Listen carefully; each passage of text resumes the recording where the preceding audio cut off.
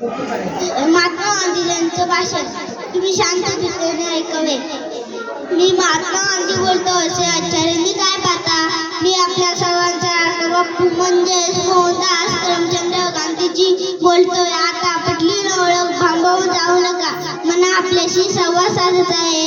रोज बोलवून म्हणतो पण तुम्हाला वेळ नसते. सारी चळवळ माझा फोटो मागे जाऊनच येते, तिला मिळवूनच येते. जेवढे प्रेम तुम्ही माझ्या हसणाऱ्या फोटोवर काढशाल तेवढे प्रेम माझ्यावर करशाल का.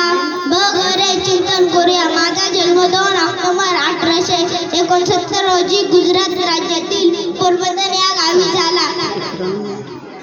मी दक्षिण आफ्रिका या देशात गेलो.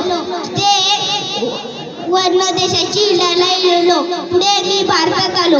भारतीय समाजाचा अभ्यास करण्यासाठी संपूर्ण भारत फिरलो.